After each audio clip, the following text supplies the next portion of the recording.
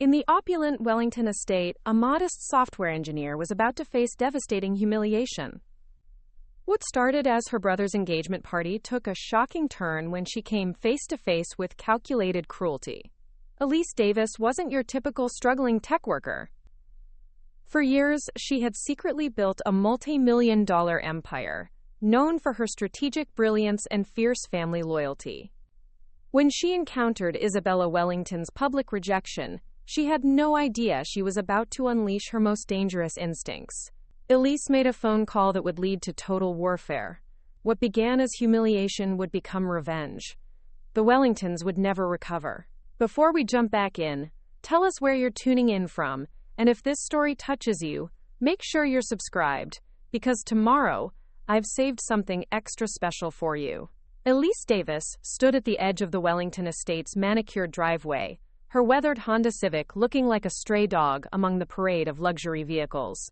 BMWs, Mercedes, and a gleaming Bentley lined the circular drive, their polished surfaces reflecting the golden light streaming from the mansion's windows.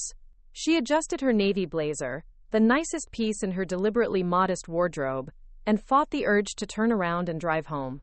The Wellington estate commanded respect from its hilltop perch, all cream-colored stone and soaring columns that spoke of old money and older traditions. Elise had researched the property online, learning it had been in the family for 3 generations, though she'd kept that knowledge to herself. David didn't need to know how thoroughly she'd investigated his fiancée's background.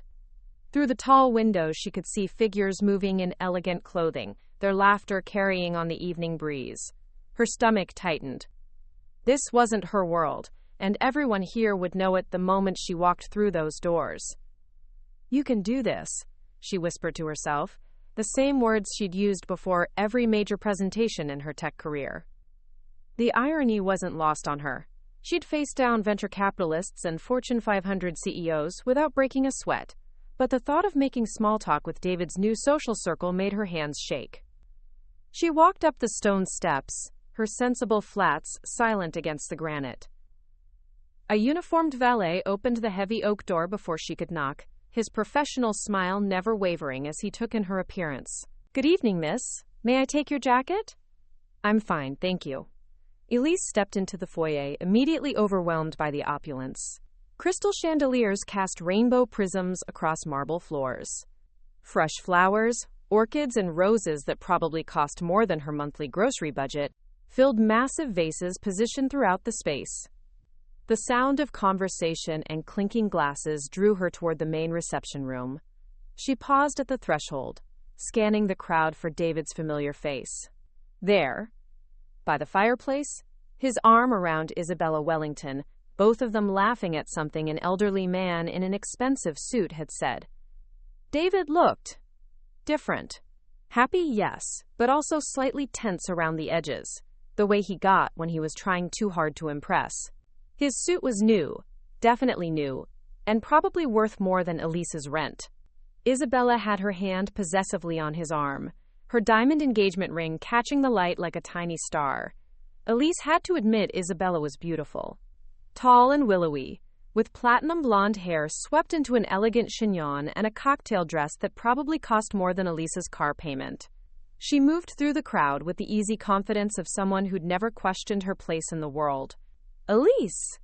David's face lit up when he spotted her, and for a moment, he was just her little brother again. He disentangled himself from Isabella and crossed the room, pulling her into a warm hug. "I was starting to worry you weren't coming." "Sorry I'm late. Traffic was brutal." She hugged him back, breathing in his familiar cologne. Expensive now, she noticed. Everything about him seemed more expensive these days. "Come on. I want you to meet everyone." David took her hand, leading her toward the group by the fireplace. "Isabella, darling, this is my sister Elise." Isabella turned, her smile perfectly calibrated for social occasions. "Elise, David has told me so much about you." Her tone was warm, but her eyes were already cataloging Elise's appearance. The off-the-rack blazer, the department store handbag, the absence of jewelry beyond her parents' simple silver watch. "It's wonderful to meet you," Elise replied, extending her hand. Isabella's handshake was brief, her manicured fingers cool against Elise's palm. And this is my father, Marcus Wellington, Isabella continued, gesturing to the distinguished older man beside her. Marcus had the bearing of someone accustomed to commanding rooms, his silver hair perfectly styled and his handshake firm. "A pleasure," Marcus said, though his smile didn't quite reach his eyes. "David speaks very highly of you. You work in computers, isn't it?" "Software engineering," Elise corrected gently. She was used to the barely concealed dismissal in his tone, the assumption that her work was somehow less valuable than whatever these people did with their trust funds and inherited wealth. "How fascinating," Isabella said, her voice carrying just enough enthusiasm to sound polite. "It must be so practical. David, darling, you didn't mention your sister was so down to earth." The pause before down to earth was deliberate, and Elise felt the first prick of unease. Around them, other guests had begun to take notice of the conversation, their voices dropping slightly as they turned curious eyes toward the newcomer, who so obviously didn't belong. "Elise is incredibly smart," David said quickly, pride and defensiveness warring in his voice. "She graduated from MIT, top of her class." "MIT?" Marcus raised his eyebrows. "Impressive. Though I suppose these technical schools are quite different from traditional universities. More focused on practical skills." Elise bit back her first response. MIT's computer science program was one of the most prestigious in the world, but explaining that would only make her sound defensive. Instead, she smiled politely. "It served me well." "I'm sure it did," Isabella said, her gaze sweeping over Elise's outfit again. "Though I have to say, David, you never told me your sister was so modest in her presentation. It's quite charming, really. So refreshing to meet someone who's not caught up in material things." The comment landed like a well-aimed dart. Elise felt heat creep up her neck, aware that several other guests were now openly staring. A woman in a designer gown whispered something to her companion, who glanced at Elise with poorly concealed amusement. "Isabella," David said, his voice carrying a warning note that was barely audible. "Oh, I don't mean anything by it," Isabella laughed, the sound like wind chimes in a storm. "It's just so authentic. Look at that handbag. Is it vintage? It has such a lived-in quality." The handbag in question was 3 years old and had been Elise's one splurge for job interviews. She'd saved for 2 months to buy it, thinking it would help her look professional. Now it felt like a costume piece in a play she didn't understand. Marcus cleared his throat. "Isabella, perhaps we should introduce Elise to some of the other guests." "Of course." Isabella's smile brightened, but there was something predatory in her eyes now. "Elise, you simply must meet the Ashfords. They're in real estate development. Though I suppose your circumstances might make their world a bit foreign to you." The conversation around them had grown quieter, and Elise realized with growing horror that she'd become the evening's entertainment. These people, David's new people, were watching her with the same fascination they might show a particularly interesting zoo exhibit. "Actually," Elise said carefully, "I should probably—" "Oh, but you simply must stay," Isabella interrupted, her voice rising just enough to ensure the nearby guests could hear every word. "It's so important for family to support each other, don't you think? Even when we come from very different worlds." The elderly woman beside Marcus, Mrs. Ashford, Elise presumed, nodded sagely. "Family is everything," she agreed, "though it can be challenging when there are such disparities in circumstances." Elise felt the walls closing in. Every eye in the immediate vicinity was on her now, waiting to see how she'd respond to the carefully veiled insults being lobbed her way. David stood frozen beside her, his face a mask of conflicted emotions.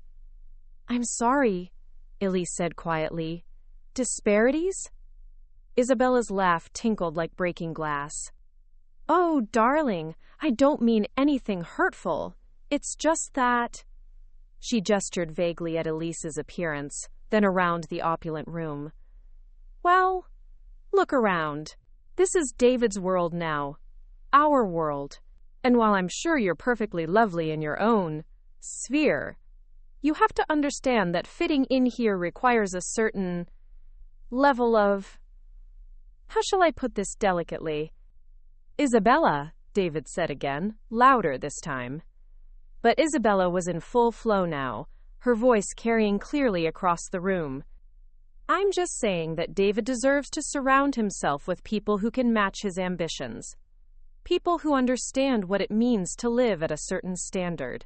And frankly, she paused, her gaze traveling deliberately from Elise's shoes to her simple haircut.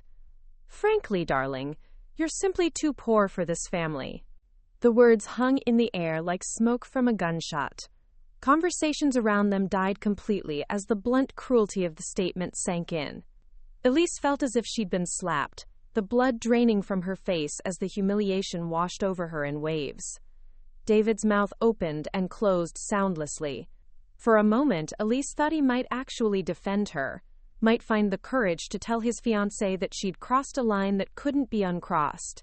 Instead, he looked around at the watching faces, at Isabella's challenging stare, at his new world balanced on a knife's edge. Isabella, he said weakly, that's not really fair. Not fair. Not wrong. Not cruel. Not unforgivable. Just not fair. Elise felt something fracture inside her chest, something that had been holding her together for the 5 years since their parents died. She'd sacrificed so much to make sure David never felt alone, never felt abandoned. She'd worked 2 jobs to help pay for his college, had eaten ramen for months so she could buy him a decent suit for job interviews. She'd celebrated every promotion, every success, every step he'd taken toward the bright future she'd wanted for him. And this was what she got in return.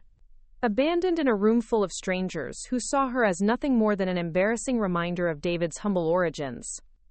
You're absolutely right, Elise said quietly, her voice steady despite the storm raging inside her. I am too poor for this family. She turned toward the door, moving through the crowd that parted before her like she was carrying something contagious. Behind her, she heard David call her name, but she didn't turn around. Couldn't turn around.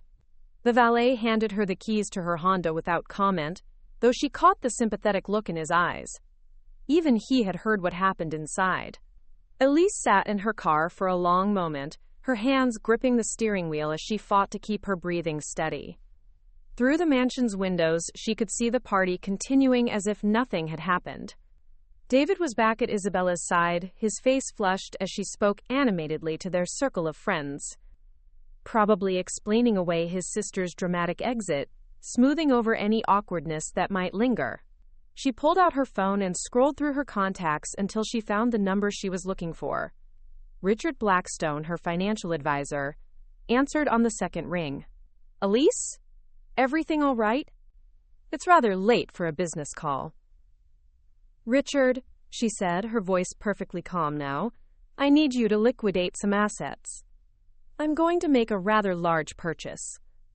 How large are we talking? Elise stared at the mansion, at the lights spilling from its windows, at the world that had just rejected her so completely. All of it, she said. I'm going to need all of it. The call ended with Richard's promise to have liquidity reports ready by morning. Elise sat in her Honda for another moment, watching the party continue through the mansion's golden windows. Isabella's laughter carried across the night air, sharp and triumphant. She'd gotten exactly what she wanted. David's embarrassing sister removed from the equation. Elise started the engine and drove through the quiet suburban streets toward her apartment, her mind already calculating possibilities. By the time she pulled into her modest complex's parking lot, the humiliation had crystallized into something harder, more focused. Purpose. Her one-bedroom apartment told a carefully constructed story of financial struggle. Second-hand furniture, a single television from 3 years ago, kitchen appliances that looked appropriately worn. Even her neighbors believed she was just another tech worker scraping by in an expensive city. The illusion had served her well. But tonight, she let the mask fall. Elise walked to her bedroom closet and pushed aside the discount clothing that filled the front rail. Behind it, hidden in a false back panel she'd installed herself, was a wall safe. Her fingers moved across the digital keypad with practiced precision. Inside lay the evidence of who she really was.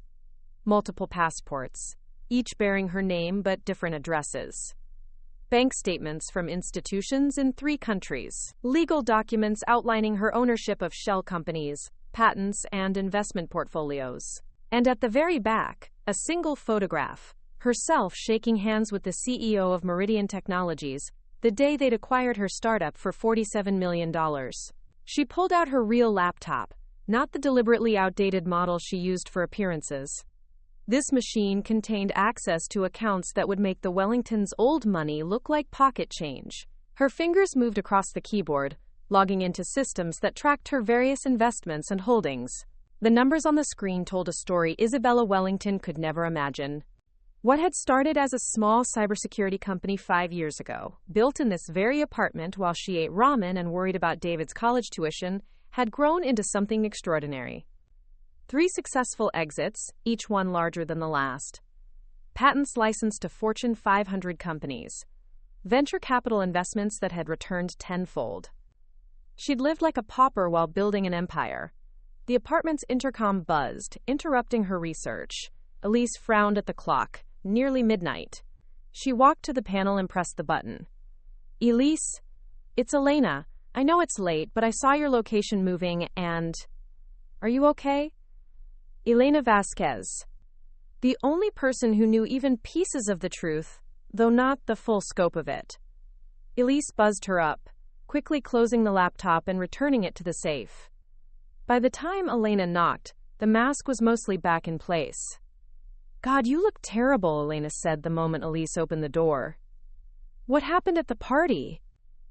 Elena swept into the apartment with the easy familiarity of a friendship forged over late-night study sessions and shared struggles. Her dark hair was pulled back in a messy bun, and she wore the comfortable clothes of someone who'd been settling in for the evening when concern had driven her out. Preparing and narrating this story took us a lot of time, so if you are enjoying it, subscribe to our channel. It means a lot to us. Now back to the story. David's fiancée made her position very clear, Elise said, walking to the kitchen and pouring 2 glasses of wine. Apparently, I'm too poor for their family. She said that? Actually said those words? Elena's voice carried the sharp edge it got when someone had hurt one of her patients. As a therapist, she'd learned to recognize cruelty in all its forms. In front of half the party, Elise handed Elena the wine and sank onto her second-hand couch. David just stood there. He actually looked embarrassed of me. Elena studied her friend's face with the practiced eye of someone trained to read beneath surface emotions. You're not devastated, you're angry.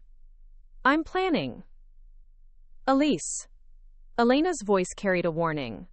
That tone, I know that tone. What are you planning?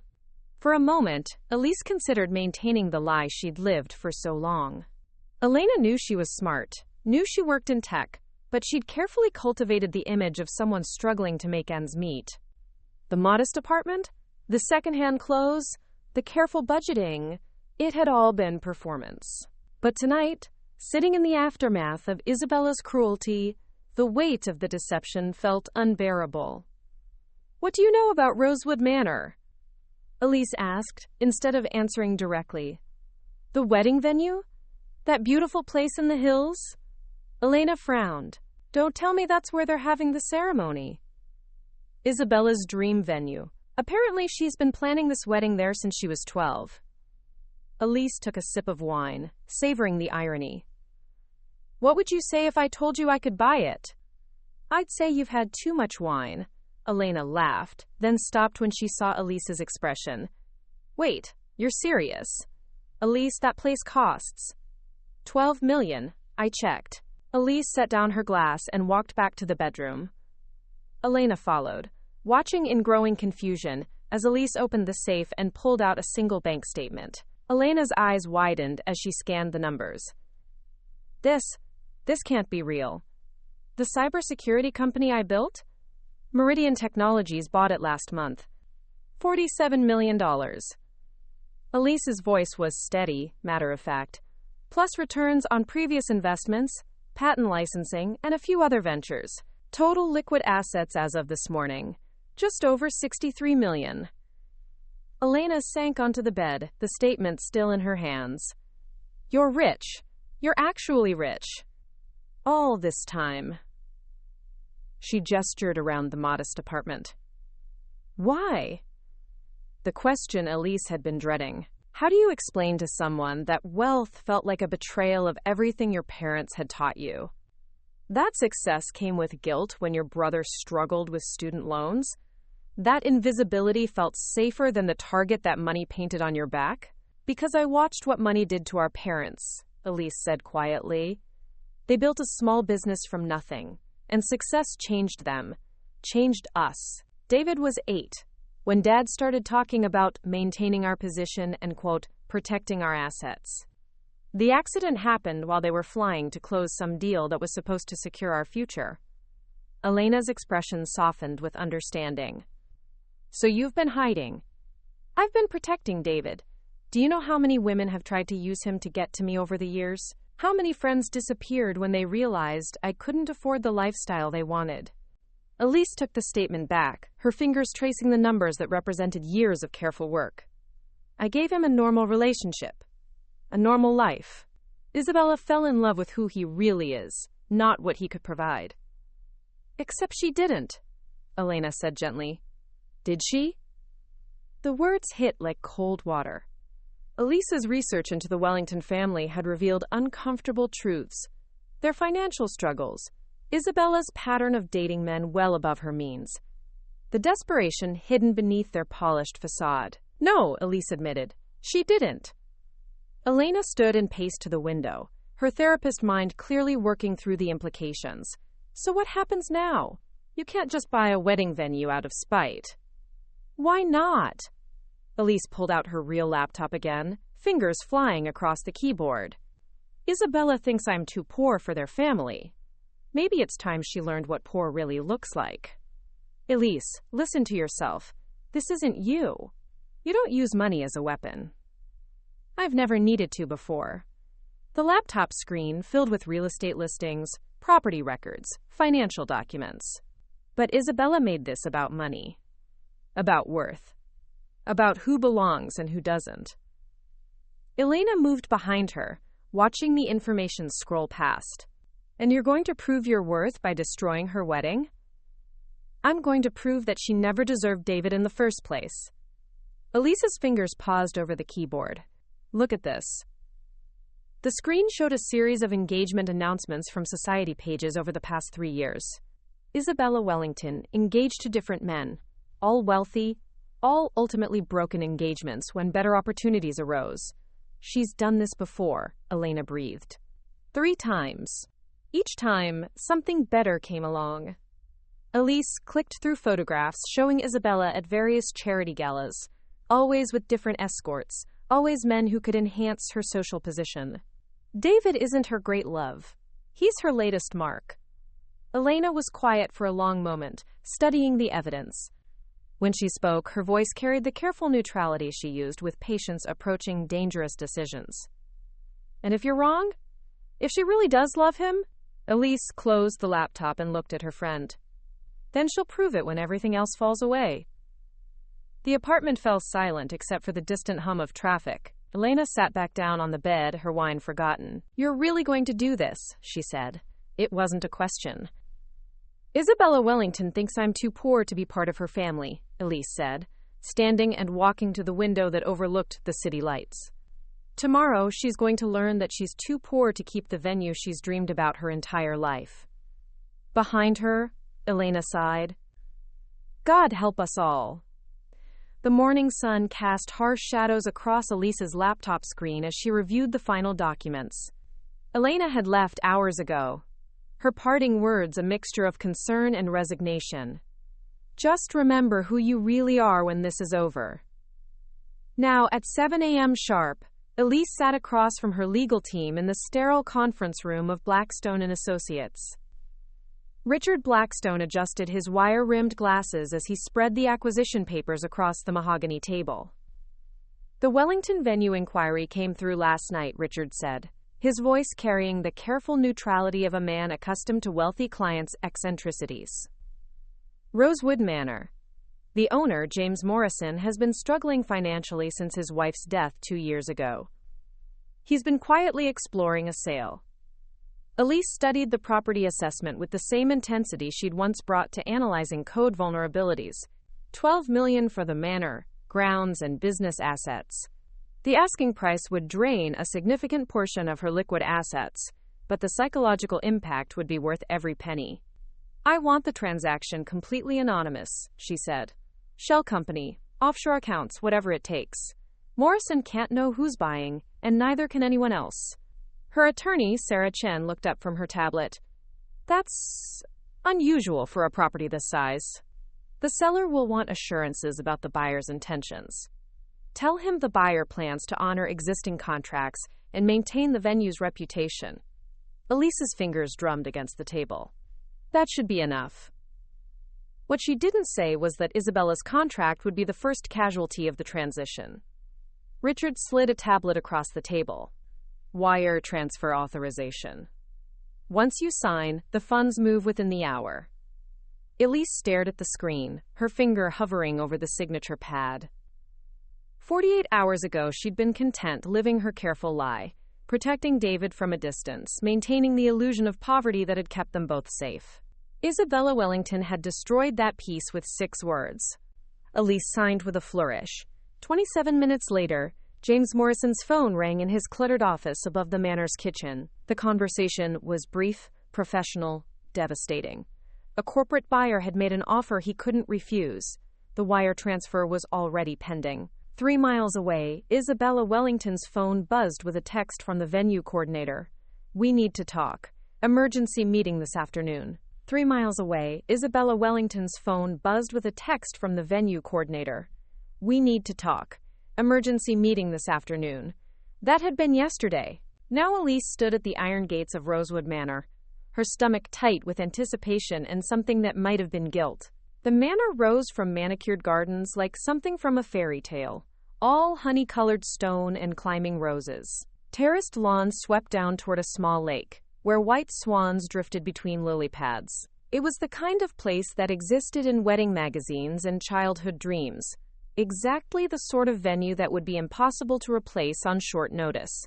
Perfect. Elise pressed the intercom button beside the gate. I'm here for the property tour. The gates swung open silently, and she drove her Honda up the winding drive, acutely aware of how out of place her modest car looked against the manor's grandeur.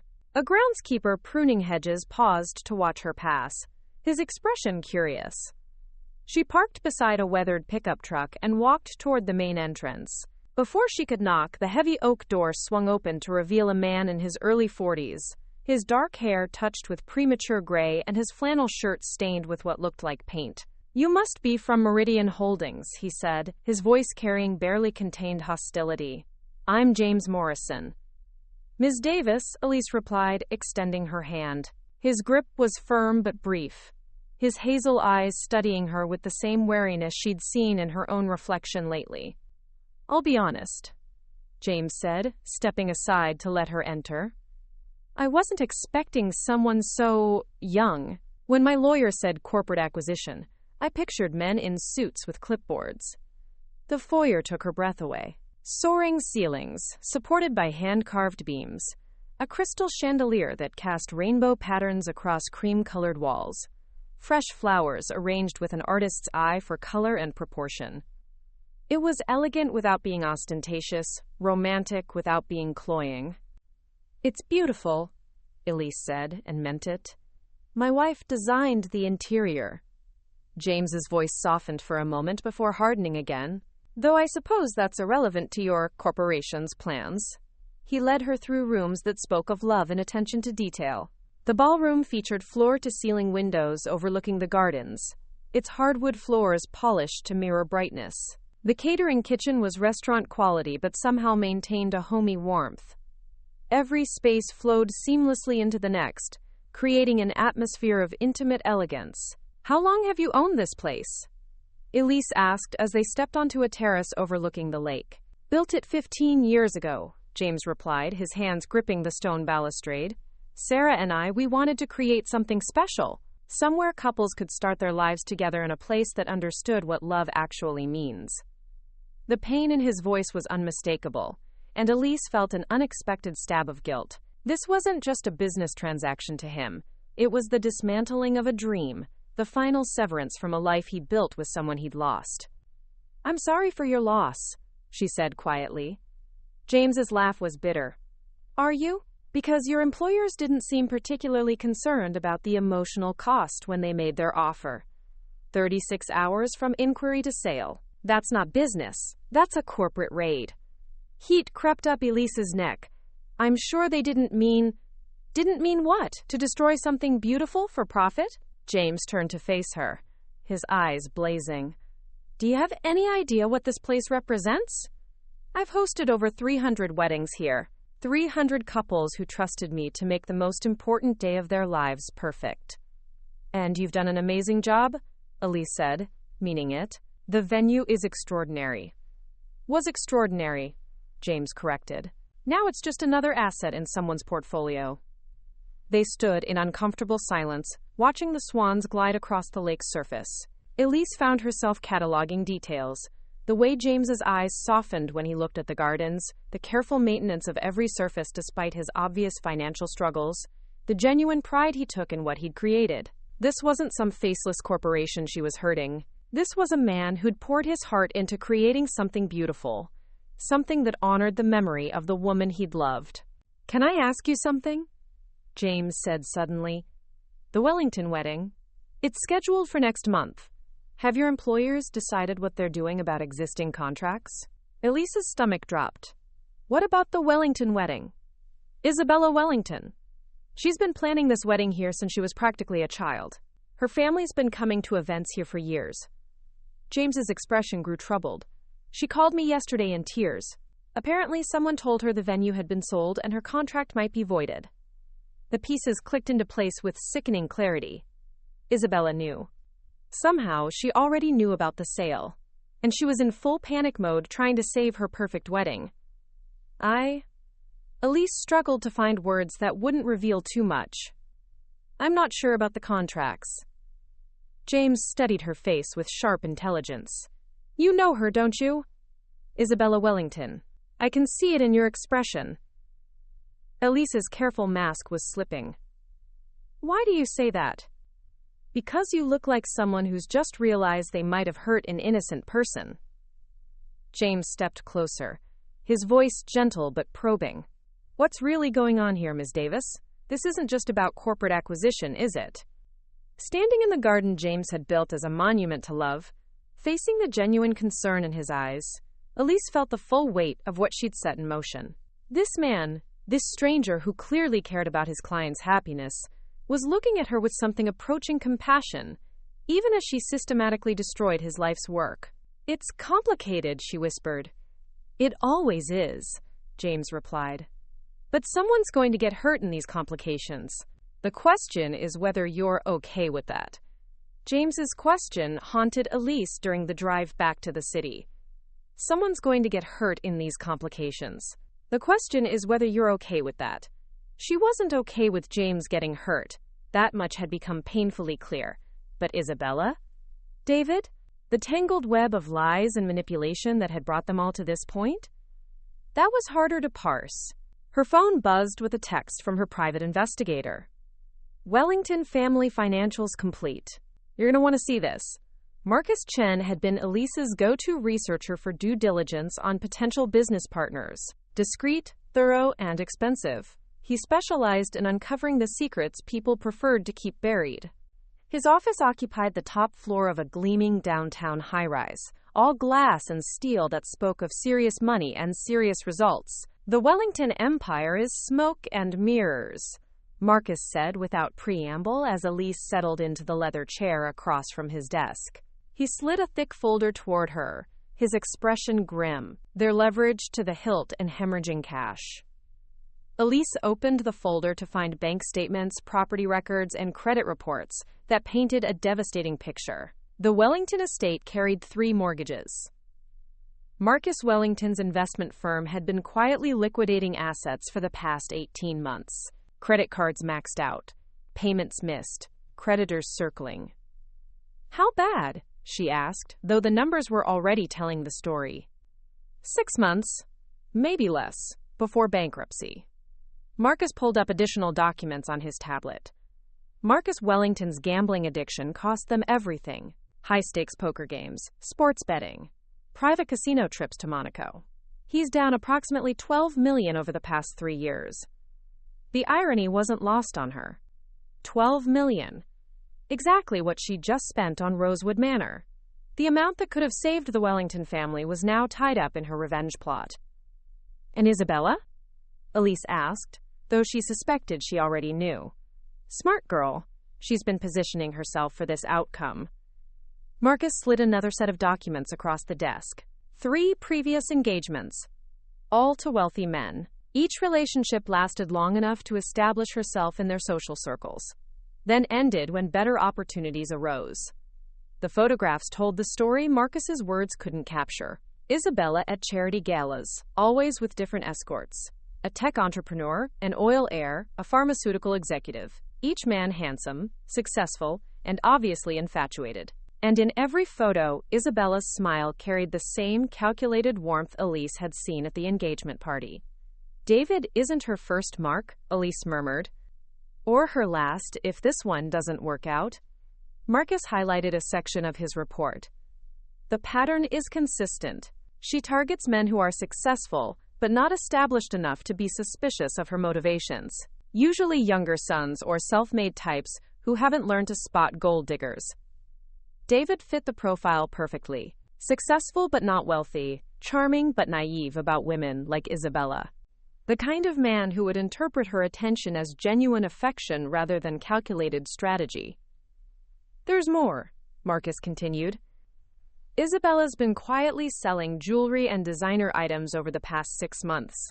Small amounts, nothing that would raise suspicion, but enough to suggest she's planning an exit strategy. Elise's phone rang, interrupting her review of the evidence. David's name appeared on the screen, and for a moment, she considered letting it go to voicemail. But concern won out over strategy. Hey, she answered, trying to keep her voice neutral. Elise? David's voice sounded strained, exhausted. Can we talk? I mean, really talk? Of course. What's wrong? Everything. She could hear traffic in the background, suggesting he was calling from his car. The wedding, Isabella, the venue situation. I don't know what to do anymore. Elise felt her heart clench. This was David at his most vulnerable. The little brother who used to crawl into her bed during thunderstorms, seeking comfort and protection. Where are you? She asked. Driving around. I can't go home right now. She's not handling the venue thing well. What venue thing? Elise asked, though she knew exactly what he meant. Rosewood Manor got sold. Some corporate buyers swooped in and bought it out from under us. Isabella's been crying for 2 days straight. David's voice cracked slightly. The wedding's in 6 weeks, Elise. 6 weeks, and we don't have a venue. The guilt hit her like a physical blow. In her focus on hurting Isabella, she'd forgotten that David would be collateral damage. His stress, his helplessness, his desperate attempt to fix a situation he didn't understand. It was all her fault. Maybe this is a sign, David continued. I mean, what kind of people lose their dream venue a month before the wedding? Maybe we're not meant to. Don't say that, Elise interrupted, surprising herself with the vehemence in her voice. David, you love her, right? I thought I did. I think I do. But lately... He was quiet for a long moment. She's different when things don't go her way. Angry in a way that scares me sometimes. Elise looked down at the photographs scattered across Marcus's desk. Isabella laughing with other men, wearing the same ring she now flaunted as David's fiancée. The same ring that had probably been returned and regifted multiple times. David, there's something I need to tell you. Actually, there's something I need to tell you first, he interrupted. About the other night. At the party. I should have defended you. Isabella was way out of line and I froze. It's okay? No, it's not okay. You're my sister. You've sacrificed so much for me over the years, and I repaid you by letting someone attack you in public." His voice grew stronger, more determined. "I called Isabella out on it yesterday, told her she owed you an apology." Elise's heart sank. "What did she say?" "That's the thing. She didn't deny it. She just said you wouldn't understand the pressure she's under, that her family has certain expectations." David laughed bitterly. "As if that excuse is publicly humiliating you." The folder in Elise's lap felt heavier suddenly. All this evidence of Isabella's deception, of her family's desperation, of the carefully constructed lies that had trapped her brother, and he was already starting to see through them on his own. "David," she said carefully, "what if I told you that Isabella might not be who you think she is?" "What do you mean?" Elise looked at Marcus, who was watching the conversation with professional interest. How much truth could David handle? How much truth did she have the right to reveal? "I mean, what if her feelings for you aren't as genuine as they seem? Are you saying this because of what happened at the party? Because I know she can be harsh when she's stressed, but—" "I'm saying this because I love you," Elise interrupted, "and because I've learned some things about Isabella's past that you deserve to know." The line went quiet, except for the sound of David's breathing and distant traffic. When he spoke again, his voice was barely above a whisper. "What kind of things?" Elise closed her eyes, knowing that whatever she said next would change everything between them. The revenge plot she'd so carefully constructed was about to become something else entirely. A conversation about truth, love, and the difference between protecting someone and controlling them. The kind of things that suggest you might not be her first wealthy fiancé. The conversation with David ended abruptly when Isabella returned home. Elise heard her voice in the background, sharp, demanding, before the line went dead. She stared at her phone, wondering what truths she'd just planted, and what consequences would follow. 2 days later, Sophie Davis Martinez stood at Elise's apartment door with a bottle of wine and the expression of someone who'd driven 8 hours straight to get answers. "You look terrible," Sophie said, pushing past Elise into the apartment. "And before you ask, David called me. He's having what can charitably be described as a complete breakdown." Elise hadn't seen her cousin in 3 years, not since their grandmother's funeral. Sophie had always been the family diplomat, the one who smoothed over arguments and found compromise when tempers flared. Her arrival now felt like an intervention. "He said you've been asking questions about Isabella," Sophie continued, settling onto the couch with the ease of someone accustomed to taking charge. "Dangerous questions." "Dangerous how?" Sophie's dark eyes, so much like their shared grandmothers, studied Elise with uncomfortable intensity. "Because David's already starting to doubt his engagement, and you're giving him ammunition instead of guidance." The accusation stung because it was partially true. Elise had planted seeds of doubt without offering David any real support or alternative perspective. She'd been so focused on her revenge plot that she'd forgotten her brother might actually need help navigating the emotional complexity of his situation. "What did he tell you?" Elise asked carefully. "That you think Isabella's been engaged before. That you have evidence she's not who she appears to be." Sophie opened the wine with practiced efficiency. "He also said the mysterious buyer who stole their venue appeared out of nowhere and paid cash." Elise's stomach dropped. "He thinks I'm involved in the venue purchase? He thinks something strange is happening and you're the only person asking the right questions." Sophie poured 2 glasses, her movements deliberate.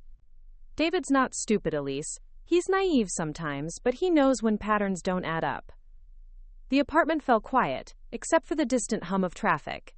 Sophie had always been able to read family dynamics with laser precision, and her presence now felt like a spotlight illuminating every hidden motive and buried secret. "I'm trying to protect him," Elise said finally.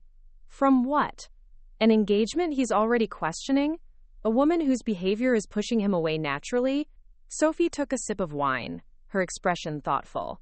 "Or are you protecting him from having to make his own mistakes?" The question hit harder than Elise expected.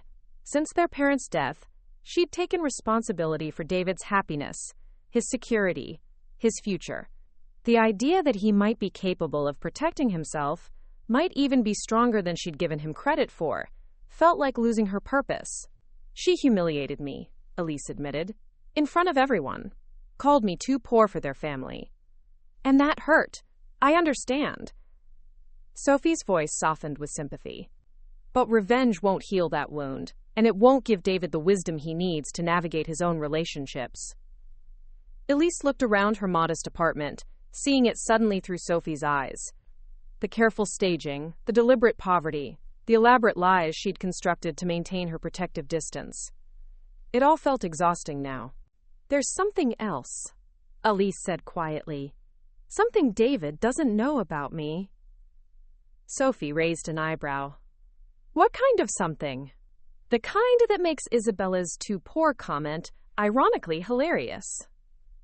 For the first time since arriving, Sophie smiled. Now we're getting somewhere. Start talking. For the first time since arriving, Sophie smiled. Now we're getting somewhere. Start talking. Before Elise could respond, her phone rang. Elena's name flashed on the screen, and something in her friend's voice when she answered suggested this wasn't a social call. Elise, we need to talk. Now. Elena's voice carried the sharp edge it got when she was fighting to maintain professional calm. I'm coming over. Elena, I have company. I don't care if you have the president over for dinner. What you've done is going to explode in your face, and David's going to be the one who gets hurt. The line went dead. Sophie raised an eyebrow, her wine glass paused halfway to her lips. Friend of yours? My conscience, Elise admitted, and she sounds furious. 20 minutes later, Elena burst through the door with the energy of someone who'd been pacing for hours. She stopped short when she saw Sophie, her expression shifting from anger to confusion. Sophie Davis Martinez, Sophie said, extending her hand. Family crisis intervention specialist, apparently. Elena Vasquez, moral compass and voice of reason. Elena shook Sophie's hand while keeping her eyes on Elise.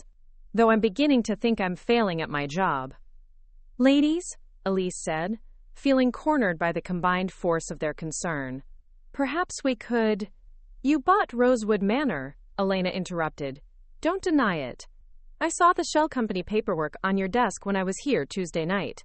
Sophie's wine glass clinked against the coffee table as she set it down hard. You what? The apartment suddenly felt very small. Elise looked between her cousin and her best friend, both staring at her with expressions that ranged from shock to disappointment. It's complicated, Elise began. No, Elena said firmly. It's not complicated. It's revenge. You bought your brother's wedding venue to hurt the woman who insulted you. She didn't just insult me, Elise snapped, her composure finally cracking.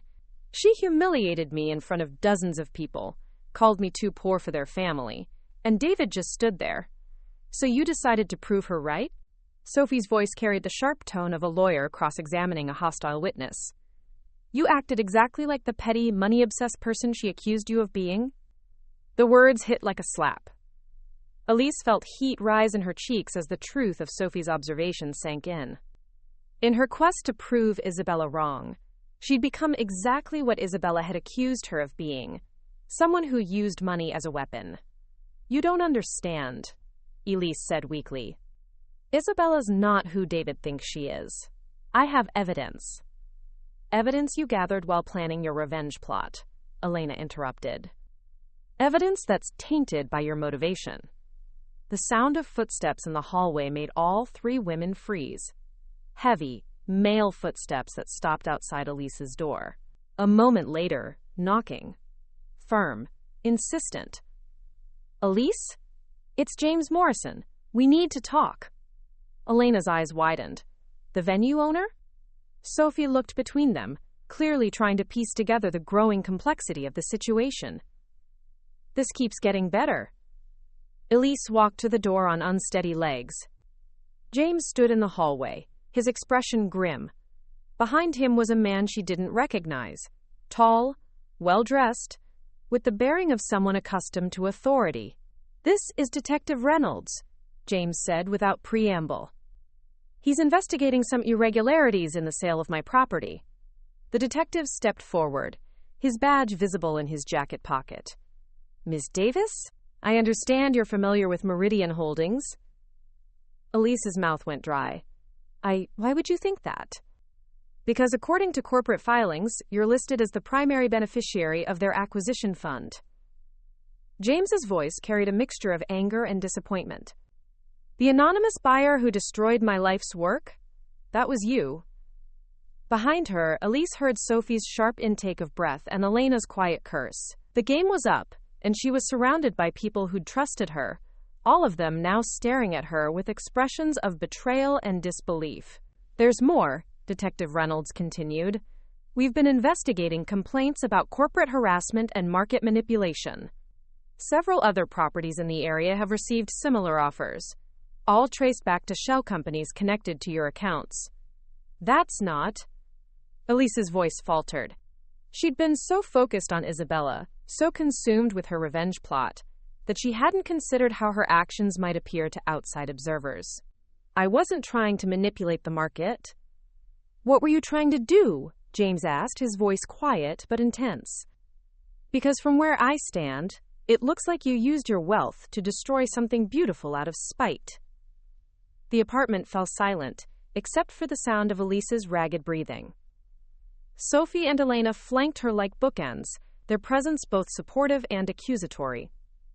James and the detective waited for an answer that would explain how a modest software engineer had secretly orchestrated the purchase of a $12 million property. I was trying to protect my brother, Elise whispered. From what? James demanded. From marrying someone he loves? From having a beautiful wedding? From being happy? From being used? The words exploded out of her with years of pent-up frustration. Isabella's engaged 3 times before. She's a gold digger, and David can't see it because he's blinded by her beauty and charm. Detective Reynolds made a note in his pad. And you felt the appropriate response was to purchase their wedding venue anonymously? When he put it like that, it sounded insane. Cruel. Exactly the kind of thing a spoiled rich person would do when their feelings were hurt. I need to call my lawyer, Elise said quietly. Yes, Sophie said firmly. You do. Yes, Sophie said firmly. You do. The detective and James left with promises of further investigation, leaving Elise alone with 2 women who looked at her like she'd become a stranger. Elena paced by the window while Sophie made phone calls to legal contacts, her lawyer instincts taking over despite her obvious disappointment. Criminal charges are unlikely, Sophie said after ending her 3rd call, but civil suits are almost guaranteed. James Morrison has grounds for a harassment claim, and if other property owners in the area can prove market manipulation. Her voice trailed off, but the implication was clear. Elise's carefully accumulated wealth could disappear in legal fees and settlements faster than she'd earned it. There's something else, Elena said from the window. David's here. Elise's stomach dropped as she looked down at the parking lot. David stood beside his car, staring up at her apartment building with the expression of someone gathering courage for an unpleasant task. Even from 4 floors up, she could see the tension in his shoulders. He knows, Elise whispered. Her phone buzzed with a text. I know about the venue. We need to talk. Now. The next few minutes passed in a blur of nervous energy. Sophie and Elena retreated to the kitchen, giving the siblings space while remaining close enough to intervene if needed. When David knocked, Elise's hands shook as she opened the door. He looked terrible. His usually perfect hair was disheveled, his shirt wrinkled, and dark circles under his eyes suggested he hadn't slept in days. But his expression was steady, determined in a way she hadn't seen since their parents' funeral. Is it true? He asked, without preamble. Did you buy Rosewood Manor? Elise stepped aside to let him enter, her mouth dry. David. Yes or no, Elise? Did you buy our wedding venue? The word our hit like a physical blow. Even now, after everything Isabella had done, David still thought of the wedding as something they shared. Something Elise had deliberately destroyed. Yes. David closed his eyes, his shoulders sagging. Why? The simple question carried years of trust, love, and shared history. How could she explain that she'd been trying to protect him? That she'd discovered Isabella's deception and chosen manipulation over honesty? That her hurt pride had driven her to use weapons he didn't even know she possessed? Because Isabella's not who you think she is, Elise said quietly. She's been engaged 3 times before, David. Always to wealthy men. Always ending when something better came along. I know. The words were so quiet, Elise almost missed them. What? I said, I know. David walked to the couch and sank down heavily. Isabella told me. Yesterday. About the other engagements. Elise stared at her brother, trying to process this information. She told you? She broke down completely when James Morrison called her directly about the venue sale. Started crying about how everything in her life falls apart, how she always ruins things when she gets scared. David's voice was hollow, exhausted. She told me about Marcus and Stephen and Robert, about how her father pushed her toward wealthy men because their family was going bankrupt. And you're still going through with the wedding? Elise couldn't keep the disbelief out of her voice. I was going to call it off. David looked up at her, his eyes red-rimmed but clear. I've been driving around for 2 days, trying to figure out how to end an engagement to someone I thought I loved, but apparently never really knew. Then why are you here? Why aren't you? Because then I found out about you. David's voice hardened. James Morrison called me this morning, told me the mysterious corporate buyer who stole our venue was my sister. My sister, who I thought was struggling to make ends meet. The apartment fell silent except for the sound of Elena and Sophie moving quietly in the kitchen. Elise felt the weight of years of deception pressing down on her, all the careful lies and manufactured poverty suddenly seeming cruel rather than protective. How long? David asked. How long have you been lying to me about who you are? Since Mom and Dad died. The admission came out as a whisper. Since I sold my first company for $8 million and realized that money would change everything between us. David's laugh was bitter, broken. Change everything? Elise, I've been eating ramen for dinner 3 nights a week trying to save money for this wedding. I've been stressed about student loans and credit card debt while my sister sat on a fortune. How exactly did hiding your wealth protect me? The question hit harder than any accusation.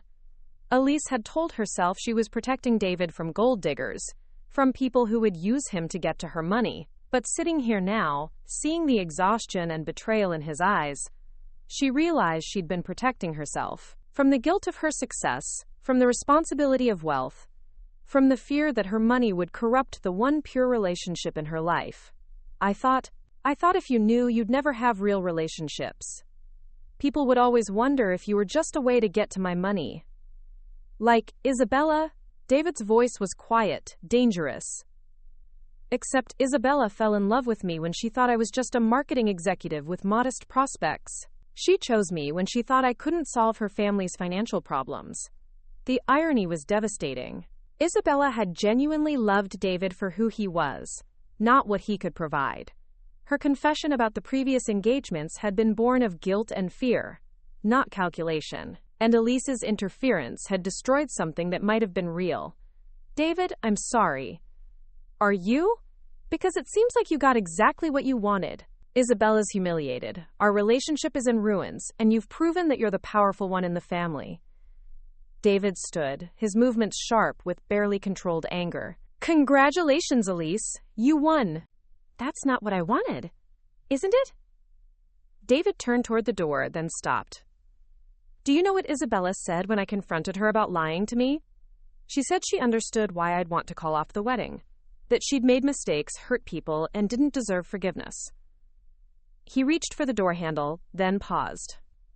But do you know what she didn't do? She didn't buy a venue and destroy our wedding out of spite. She didn't lie to me for 5 years about who she really was. She didn't use her wealth as a weapon against someone she claimed to love. The words hung in the air like smoke from a gun. David opened the door, then looked back one last time.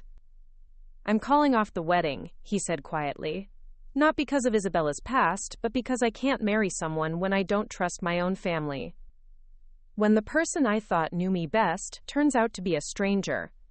The door closed with a soft click that sounded like the end of everything. Elise sank onto the couch, her hands shaking as the full weight of what she'd lost settled over her. She'd wanted to protect David from a woman who might hurt him. Instead, she'd driven him away herself, proving that the greatest threat to his happiness had been standing right beside him all along. From the kitchen, she heard Elena's quiet voice. "Sophie, I think we're going to need more wine." From the kitchen, she heard Elena's quiet voice. "Sophie, I think we're going to need more wine." 3 weeks later, Elise stood in the marble lobby of Blackstone and Associates, waiting for the elevator that would take her to what might be the most important meeting of her life.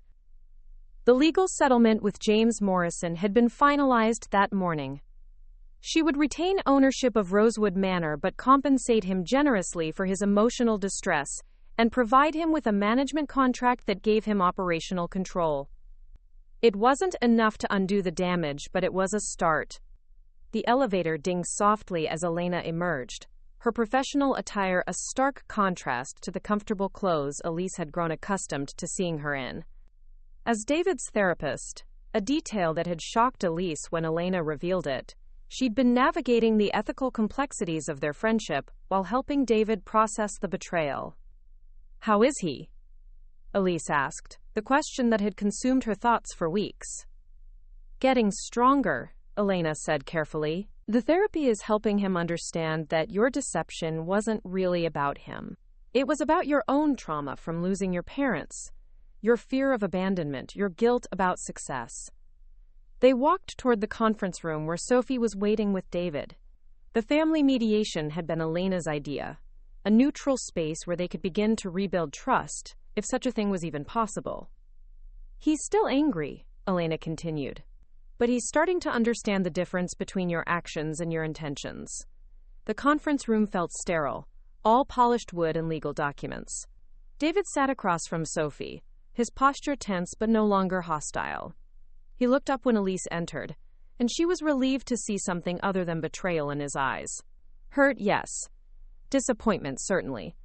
But also a flicker of the little brother who used to trust her with everything. "Thank you for coming," Sophie said, her lawyer voice carefully neutral. "I know this isn't easy for anyone." Elise took the seat across from David, her hands folded in her lap. "I owe you an apology. Not an explanation, not an excuse, an apology." David was quiet for a long moment, studying her face. "I've been trying to understand why you did it. Not just the venue thing, but all of it. The lies, the fake poverty, the surveillance." The word surveillance made Elise flinch. She'd hired investigators to dig into Isabella's past, justified it as protection. But David was right. It had been an invasion of privacy, a violation of trust. "I was afraid," she said quietly. "After Mom and Dad died, you were all I had left. The money. It felt like a barrier between me and everything real. I watched what wealth did to our parents, how it changed their priorities, their relationships. I was terrified it would change us too." "So you made that choice for me," David said, without asking what I wanted. "Yes." The simple admission hung in the air. Elise had spent weeks crafting elaborate justifications. But in the end, it came down to that. She'd made choices for David's life, without his knowledge or consent. "I spoke to Isabella yesterday," David said suddenly. Elise's heart clenched. "How is she?" "Devastated. Humiliated. Her family's declared bankruptcy, and she's moved back to her grandmother's house in Vermont."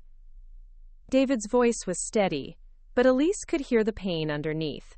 "She asked me to tell you that she's sorry. For what she said at the party, for how she treated you." The words hit harder than any anger could have. Isabella Wellington, the woman Elise had systematically destroyed, was apologizing to her. "David, I'm not finished." His voice carried an authority Elise had never heard before. "She also asked me to tell you that she understands why you did it. That if someone had humiliated her sister the way she humiliated you, she might have done the same thing." Elise felt tears prick her eyes. She's too generous. Maybe. Or maybe she understands something about family loyalty that I'm still learning. David leaned forward, his expression intense. The thing is, Elise, what Isabella did was cruel, but it was honest cruelty. She said what she thought in the moment, without calculation. What you did was surgical. Planned. You spent weeks dismantling her life piece by piece. The distinction was brutal in its clarity. Isabella's cruelty had been spontaneous, born of stress and social conditioning. Elise's had been methodical, executed with the precision of someone accustomed to solving problems through strategy and resources. I know, Elise whispered. I know what I became. Sophie cleared her throat gently. David, what do you need from Elise to begin moving forward? David was quiet for a long time, staring out the conference room's windows at the city skyline. When he spoke, his voice was thoughtful, measured. I need to know who you really are. Not the poor sister, not the tech mogul, not the protective guardian. You. The real you, without the masks. Elise felt something shift inside her chest, a loosening of knots she'd carried for years. I don't know if I remember who that is. Then maybe we figure it out together, David said, but no more lies. No more manipulation. No more making decisions about my life without talking to me first. Even if I think you're making a mistake. Especially then. David's smile was small but genuine. I'm 25 years old, Elise. I'm allowed to make mistakes. Hell, I need to make mistakes. How else am I supposed to learn? Elena spoke for the first time since entering the room. What about forgiveness? For both of you? Brother and sister looked at each other across the polished table. The years of shared grief, mutual protection, and hidden truths stretched between them like a bridge that had been damaged but not destroyed. I forgive you for lying to me, David said slowly. For treating me like I was too weak or naive to handle the truth about your success. I forgive you for not defending me, Elise replied. For choosing social acceptance over family loyalty. And I forgive me for letting fear drive me to hurt people I love. The words hung in the afternoon sunlight streaming through the conference room windows. It wasn't a complete healing that would take time, effort, and probably more conversations like this one. But it was a beginning. Sophie gathered her papers with the satisfied air of someone who'd successfully navigated a crisis. There's one more thing we need to discuss. James Morrison called this morning. Elise's stomach tightened. What did he want? To invite you both to dinner. At Rosewood Manor. Sophie's expression was carefully neutral. Apparently, he has a proposal. David raised an eyebrow. What kind of proposal? The kind that might give you both a chance to do something constructive with all this damage you've caused. Elise felt a flutter of something that might have been hope. Not for forgiveness. That would have to be earned over time. But for the possibility that the wreckage of her revenge plot might be transformed into something meaningful. When? She asked. Tomorrow night. 7 o'clock. Sophie stood, gathering her briefcase. He said to tell you that sometimes the best weddings are the ones that bring broken people together. As they left the conference room, David fell into step beside Elise. For the first time in weeks, they walked in comfortable silence, two siblings who were slowly remembering how to trust each other. Elise? David said as they reached the elevator. Yeah? For what it's worth, I think Isabella would have liked you, if you'd given her the chance. The words followed Elise home, a reminder of all the relationships her fear and pride had cost her, but also a reminder that some damage could be repaired, some trust rebuilt, some families made whole again. Tomorrow, she would face James Morrison and whatever proposal he had in mind. Tonight, she would call Elena and Sophie and ask them to help her figure out who she was when she wasn't pretending to be someone else. It was, she thought, a place to start. It was, she thought, a place to start. 6 months later, Elise stood in the gardens of Rosewood Manor, watching David laugh with a woman named Sarah Chen, a pediatric nurse who appreciated his kindness more than his marketing salary. The autumn air carried the scent of apple blossoms and the sound of genuine joy. "Different kind of gathering than I'd originally planned," James said, appearing beside her with 2 glasses of wine.